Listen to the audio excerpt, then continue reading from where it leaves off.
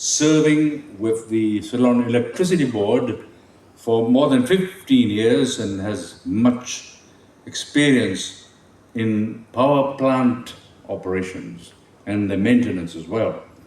Currently serves as the Chief Engineer of the Generation Planning Unit with the Ceylon Electricity Board. And I might mention that even as we listen to our previous speaker, there is going to be a panel discussion, so some more finer focus might be possible. So if you really are taking notes, this might be an opportunity to keep those remarks in mind. And this next topic, causes of higher electricity costs. Yeah, I repeat that.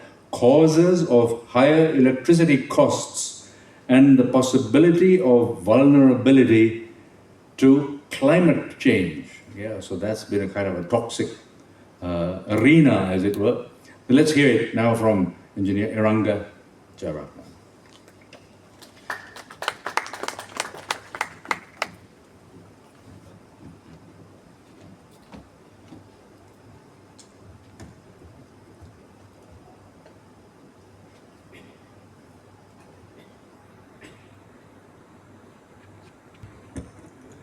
Good afternoon. I think I should first thank the Chamber of Construction Industry of Sri Lanka for inviting me here. Thank you. And let me share my experience and some justification to the topic. So, as introduced, I'm serving as the Chief Engineer of Generation Planning of the Electricity Board. Now,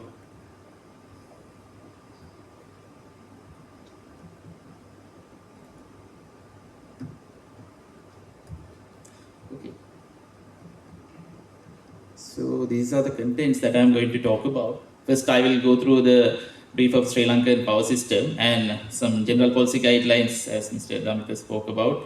Then our demand forecast and long-term planning, and the factors affecting the electricity costs, as well as climate change and our national determined contributions, and how to go forward, I think way forward. So these are the numbers here again. So little small differences with Mr. Damitha, and so we have installed capacity of 6,000. I think this is because of the rooftop capacity estimation. So 6,000 gigawatt, 6,000 megawatt, 6 gigawatt supply. So we have 1,500 from megawatts from major hydro, solar 1,500 megawatts. So that means basically this is ground mounted and rooftop solar.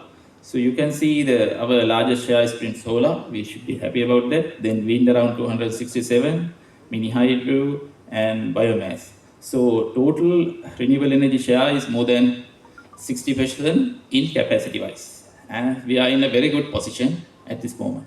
So you can see thermal around less than 40%. So at this moment, we are in a good phase. Then these are actually, you can see this is provisional data with the rooftop estimation of last year. So we think around 55% from renewable energy generation last year with the rooftop solar generation estimation, provisional data. So, but we are in that range. So we have major hydro generation around 31%. So 5,400. Then solar with estimation 1,700 gigawatt hours. So then wind, mini hydro and biomass. So we are in the pathway of 70% renewable energy by 2030. I think we are gradually going to that target. That's a good sign. We are very positive with that one, with the government policy guidelines. So I think with the rooftop solar penetration, I hope we can go there. So then I think these points, I think Mr. Damitha has highlighted. So general policy guidelines, we do prepare the long-term generation expansion plan of this country. So for 2 years, so we take these policies into our constraints. First thing, 70% generation by 2030. And then the other thing, actually, this is an intermediate target, 70% electricity by 2030, but our main target should be the carbon neutrality. That is the final point, 2050. So that is the main target. Then we have a target of 70% of electricity generation in 2030. Then the other thing, we are not going to build new coal power plants. We will run the existing one until its retirement. That's all. Then all the new firm capacity additions from liquefied natural gas. That is natural gas. Then, in order to support this renewable energy, we have to go with the pump hydro storages as well as battery energy storage systems.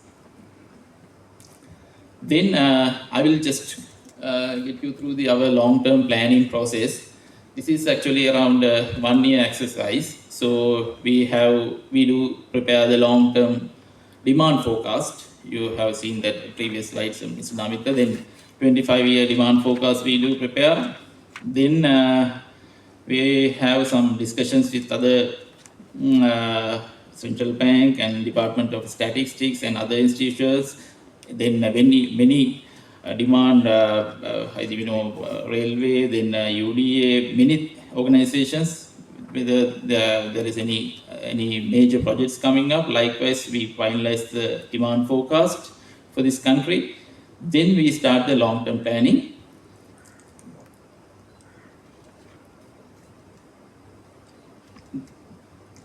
Then we prepare the plant data.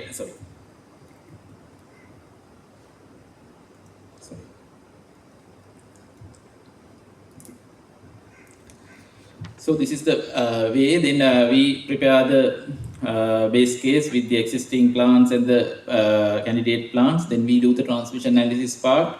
Then we go ahead. Then renewable integration. Likewise, finally, after many simulations with our softwares, then finally we submit it for approval of the regulator, Public Utilities Commission of Sri Lanka. So then with their approval only we can proceed. Then this is the basic approach of demand forecast. We do a 25-year demand forecast. So that means first 5 years we do in the time trend analysis, time series like that. Then the long-term one we get the econometric approach. So this is the demand forecast we prepared for current plan under review of PUCSS of Sri Lanka 2025-44-1. So you can see, as the previous speaker, Mr. Damita, spoke about, our day peak will rise greater than the night peak. So this is the significant one we understood with this demand. Then our demand will grow. So you can see that 2030, where our generation should be somewhere in 2,927 gigawatt hours. Then the peak would be around 3,500. So, and one thing I should highlight. So generally we prepare this long-term plan for every 2 years. It's a biennial report for 20 years, but last plan, the approved plan PUCSL 2023-42-1, it is before the economic recession. Then our demand was slightly higher, but now the recent one with this economic problems in the country, so this has dropped. So, but I think we will gain that, but still we are expecting a 5%, more than 5% demand growth. So then, I think we know that we have ample of renewable energy resources, indigenous resources in this country. We have to use that, but there are certain things that we should identify when we are doing the planning, especially the seasonality of these renewable energy resources. First thing, we know from, you can see, January to December, months are there, then the dry, January to April, then we have a high wind season from May to September, then we have October to December, where we have solar throughout the year, but a little low in the latter part of the year, that is October to December. Then we have wind, that is especially we note that we have a higher wind season in May to September. So that is the seasonality of this country.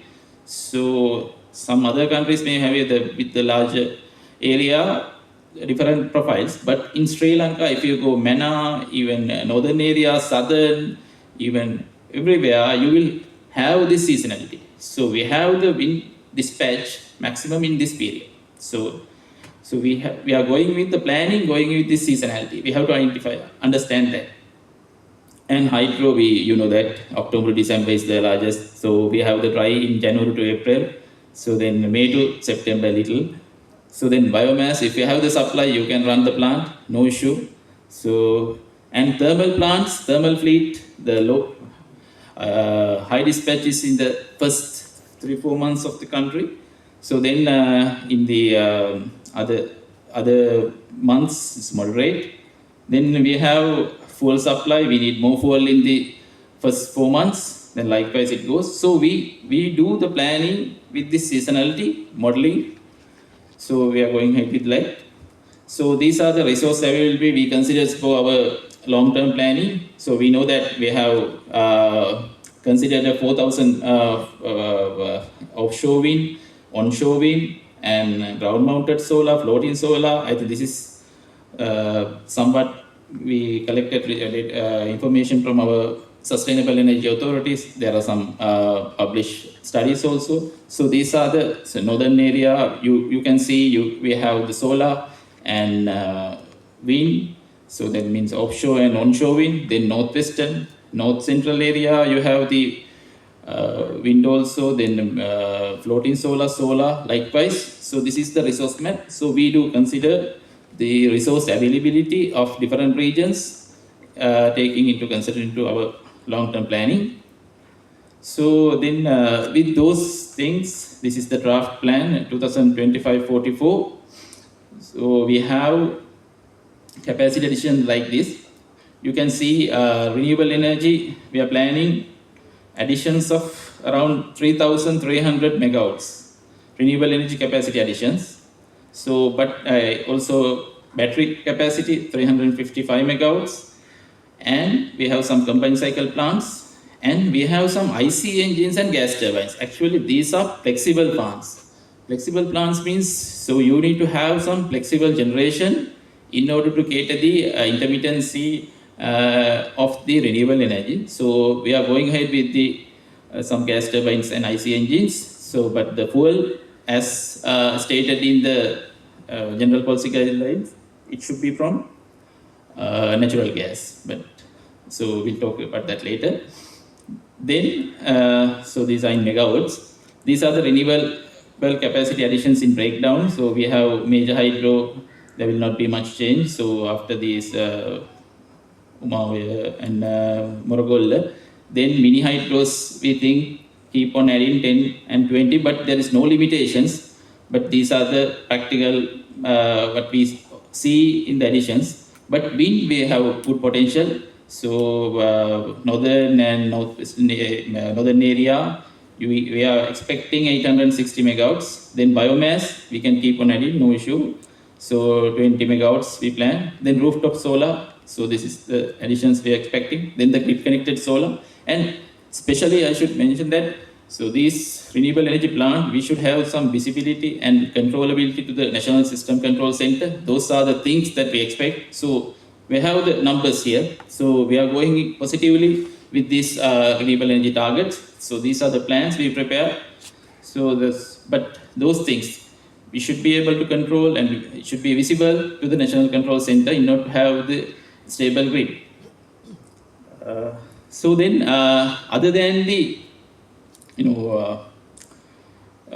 we have to have this grid interventions. That means the battery energy storage systems, pump hydropower storage systems. Now, this 100 megawatt hour battery energy storage system at Kolonnawa, now we are going ahead with that. We secured some finances from ADB, so it is going ahead. Now we hope to issue the RFP documents by May this year, because we have to have it early as possible, because we have the urgency in that, because this has been discussing for a long time, but there was an issue in the securing funding.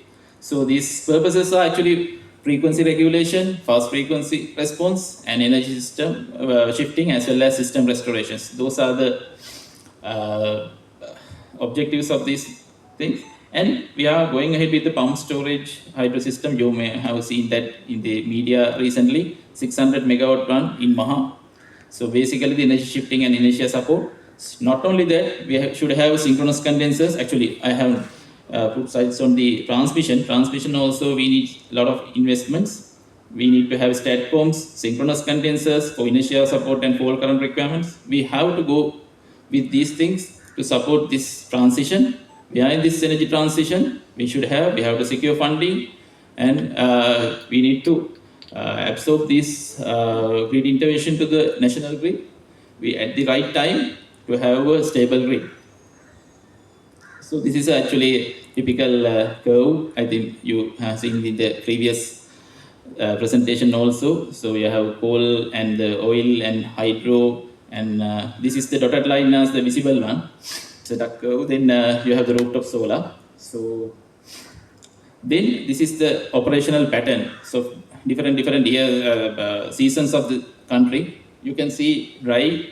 We don't have wind here. So in the high wind season you have wind. Then wet season there's a different pattern. So Sri Lanka is we have this seasonality. So we plan with the seasonality. So you can observe these things in clearly in this kind of generation pattern.